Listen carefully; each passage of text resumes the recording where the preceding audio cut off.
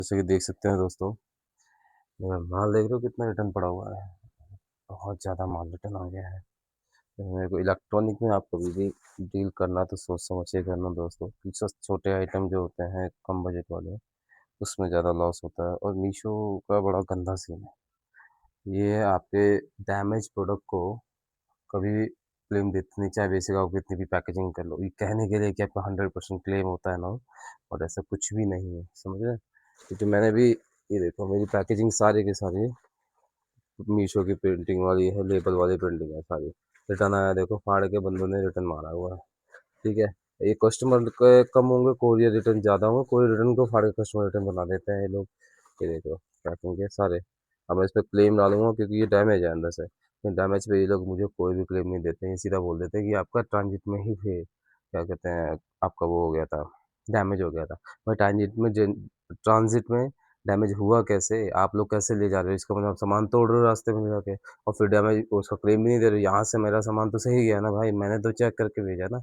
और हम लोग ऐसे है, ये सारा माल हमारे जैसे ही है, इन सबको हम चेक करके देते हैं कि भाई कहीं से कोई दिक्कत ना आए, कहीं किसी तरह की चीज़ों को। ये देख रहे हो, अब ये है माल, इसको मैंने ओपन किया। हाँ, अरे वाह। चलो, तो मैं अपना माल पैकिंग स्टार्ट कर चुका हूँ, और जो ऑर्डर आए हैं उनको दे रहा हूँ। बिकॉज कुछ ही ऑर्डर आए, काफ़ी ज़्यादा नुकसान हो चुका है। करीबन इन्हें मेरे रोज़ के 100 से 150 ऑर्डर हुआ करते थे। बड़े क्वालिटी इश्यूज और रिटर्न ने मेरी लगा दी, और गंदी वाली लगाई ऐसा नहीं है, बहुत ज़्यादा नुकसान हो गया। अभी कम से नहीं तो 300 की पेटी अब पड़ी है। मैंने मंगाया था कि ताकि मेरा जल्दी से जल्दी माल निकल जाए। माल निकलने का निकल ही रहा था मेरा, रोज़ का कहते हैं 100 200 रोज 100 150 के आसपास का ऑर्डर था मेरा। 2 महीने के लिए बहुत ही जल्दी मैंने कवर किया था, और बिना मतलब ऐड तो, ये समझ लीजिए स्टार्टिंग के जो मेरे पहले ऑर्डर थे 100 150 वो मेरे बिना ऐड के थे। बिना ऐड से क्लिक हुआ, फिर उसके बाद मीशो ने मुझे 900 का क्रेडिट अमाउंट दिया, जो जो फ्री ऐड चला सकूँ मैं। तो मैंने उस पर ऐड चलाया, उससे मेरा को और सेल आया, और ऑर्डर आया, मेरे को अच्छा लगा। मैंने और फिर उसके बाद मैंने ऐड चलने दिया।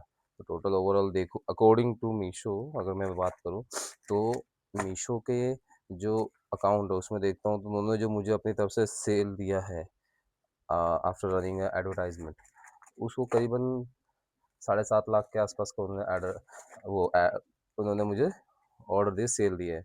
लेकिन उसमें से मेरे पास कितने हैं, 1 से 2 लाख के आसपास मुश्किल से, जिसमें से रिटर्न आया। रिटर्न में भी मेरे करीब नहीं तो 80,000 रुपये का लॉस है। तो ओवरऑल मैं देख रहा हूँ तो मेरा लॉस ही नज़र आ रहा है। मैंने चेक किया था, पूरा का पूरा मेरा लॉस का उसमें ही जा रहा है, और कोई फ़ायदा नहीं हुआ। मैंने ये भी फॉलो किया कि भाई रिटर्न आ रहे, क्या पता इसकी वजह से आ रहे, पैकेजिंग की वजह से है। मैं नॉर्मल पैकेजिंग कर रहा था, मैं बाहर से खरीद लाता था शॉप से, नॉर्मल पैकेजिंग ब्राउन वाली जिसमें कोई लेबल नहीं होता था, तो वो था। वो भी लाने के बाद वो चेंज के दोस्त ने बताया कि नहीं भाई उसको कर, क्लेम का इश्यू सॉर्टेड हो जाएगा तेरा। हाँ ठीक है भाई। अब जब मैं पैकेजिंग करके आया, जैसे देख सकते हो ये लेबल प्रिंट पैकेजिंग है, इसमें भी कर रहा हूँ तो वही सेम चीज़ है। मेरा रिटर्न ज़्यादा से ज़्यादा आता है उसमें, और फिर सामान तो खैर चोरी तो खैर उसका कोई सोल्यूशन तो मीशो के पास भी नहीं है, क्योंकि मीशो कोई रिस्पांस देता नहीं है। मतलब एक वैलिड रिस्पांस तो कभी मिलता ही नहीं है मीशो से। और देखो क्या होता है, कोशिश तो की है, लेट्स सी। मैं फिर दोबारा से स्टार्ट किया, मेरा एक अकाउंट तो ब्लॉक हो चुका है, बिकॉज की क्वालिटी मेंटेन करने के लिए मैंने दूसरे प्रोडक्ट डाले। हालांकि ऐसे नहीं है कि मैंने प्रोडक्ट नहीं डाले, बहुत सारे प्रोडक्ट डाले, चल मेरा एक ही रहा था, और वो इतना चला कि उसकी वही मेरे अकाउंट को लेके डूबा। तो आप कभी भी दोस्तों ध्यान रखिएगा, जो मैंने सीखा मैं आपको वो बता रहा हूँ, कि कभी भी आप किसी एक प्रोडक्ट पे स्टक मत रहिएगा, क्योंकि आपका एक प्रोडक्ट वो आपको दे तो रहा है बहुत अच्छा, लेकिन अगर आप शुरू के 50 100 प्रोडक्ट अगर आप कंटिन्यू जा रहे हैं ना, हो सके तो आप इसे R&D में डालें। बेसिकली आप उसे, जब 50 100 प्रोडक्ट आपका कंटिन्यू चला गया, उसके बाद आप थोड़ा सा स्टॉप कर दें, उसकी क्वांटिटी आप बंद कर दें, ऑर्डर कम कर दें, और उसको एक बार देख लें कि वो कितना कंफर्म हो रहा है और कितना रिटर्न आ रहा है, रिटर्न रेशो वगैरह। तो आपको एक आइडिया मिल जाएगा मोटा मोटा कि मेरा प्रोडक्ट चल भी रहा है कि नहीं। पता लगे आप 100 ऑर्डर दे तो रहे, ऑर्डर आपके दबा क्या रहे, लेकिन उसके बाद आपको शुरू में तो पता लगेगा नहीं, जब आपका साइकिल रन करेगा करीबन 1 हफ्ते बाद 1 महीने बाद, तब आपको रियलाइज़ होगा कि यार मेरा तो रिटर्न सबसे ज़्यादा आ रहा है, जिसमें आपको नुकसान मिलेगा और आप कहेंगे यार फिर मैंने तो फालतू ही पैसा वेस्ट कर दिया इसके अंदर। जो मैंने झेला वो मैं नहीं चाहता कि आप लोग भी करें, तो मैंने जो गलती की आप उसको ध्यान रखिएगा। बाकी मैं और भी चीज़ें आपको बताता रहूँगा जैसे जैसे मैं ग्रो करने की कोशिश में लगा हूँ। हो सकता है ग्रो तो ज़रूर करूँगा, ये तो मेरी ज़िद है। ग्रो तो मुझे करना ही है क्योंकि मेरे पास कुछ ऑप्शन नहीं है। मेरे पास कुछ बचा भी नहीं है कि ग्रो ना करूँ, क्योंकि मेरी जॉब जॉब तो जा चुकी है। 4-5 महीने हो गए, 4-5 महीने से मैं यही काम कर रहा हूँ मीशो का। और बीच-बीच में अपना रैपिडो, ओला, उबर भी चला लेता हूँ ताकि घर के खर्च वगैरह निकाल सकूँ। और थोड़े-मोटे छोटे-मोटे इधर-उधर के काम भी कर लेता हूँ ताकि चीज़ें सर्वाइव हो सके। हालाँकि ई-कॉमर्स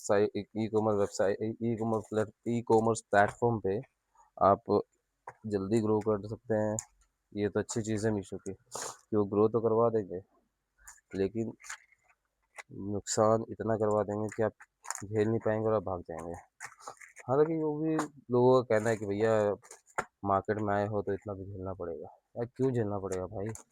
सही तरीके से तो बंदा आ रहा है ना, फ़ॉलो तो रूल कर रहा है ना सारी चीज़ें। अब जितने भी तिकड़म बनाने वाली चीज़ है अगर वो तिकड़म की जाएगी तो फिर तो कुछ बचेगा थोड़ी ना। आपको सपोर्ट करना है, आपको सभी सपोर्ट है। क्यों मैं अमेज़न अच्छा ग्रो करवाता है, अच्छा सपोर्ट करता है, क्यों? मीशो, फ्लिपकार्ट क्यों करता है? हालाँकि कहते हैं कि स्कैम में सबसे आगे है मीशो, उसके बाद आते हैं उसके बाद सेकंड नंबर पे है फ्लिपकार्ट और फ्लिपकार्ट के बाद है अमेज़न।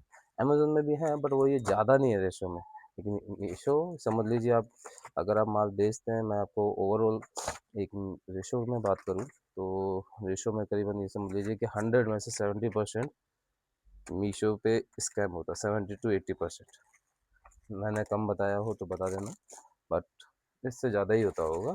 उसके बाद जो आपका आता है फ्लिपकार्ट, तो फ्लिपकार्ट जो है वो आपका करीबन नहीं तो ये समझ लीजिए उस पे भी वही 40 to 50% है, स्कैम होता है और माल के साथ, लेकिन उसमें भी चांसेस अब ठीक हो गए, सुनने में आया, काफ़ी बेटर हो गया है। तो सेलर के लिए बेनिफिट है मम्मी फ्लिपकार्ट पे बेचने का, बट दिक्कत ये भी है कि वो लोग क्या कहते हैं कि वो ये ऐड पे इतना पैसा लेते हैं कि आपका ऑर्डर उतना नहीं आए जितना आपका ऐड चलेगा। तो बंदे को वर्थ इट नहीं लगता है कि मैं यार ऐड चला रहा हूँ 5,000 का, ऑर्डर आ रहा है 2,000 का, 3,000 का, जिससे मुझे कोई बेनिफिट दिखा नहीं। अब वही विजिबिलिटी अगर फ्लिपकार्ट अमेज़न देने लग जाए ना, तो रीसेलर के लिए एक बेनिफिट ये हो जाएगा कि भाई बंदा अपना वो माल बेच सकता है बिना किसी झिझक के कि यार नहीं, मेरा माल जहाँ पे बिक रहा है फ्लिपकार्ट अमेज़न पे, वो सेफ भी है, सिक्योर भी है, तो बंदा उस पे जाएगा। हालाँकि जाते होंगे ऐसा नहीं है, लेकिन अब देखते हैं क्या है। मीशो तो ऐसा कर नहीं सकता सिक्योरिटी में, हालाँकि लोग पसंद भी करते हैं मीशो को, ऐसा नहीं है। मीशो अच्छा काम भी करता है। वही है यार कि बेनिफिट नहीं है। चलो दोस्तों, बाकी मैं बताता हूँ और भी चीज़ें अगर कुछ ऐसा आता है तो अपनी अगली वीडियो में। थैंक यू दोस्तों।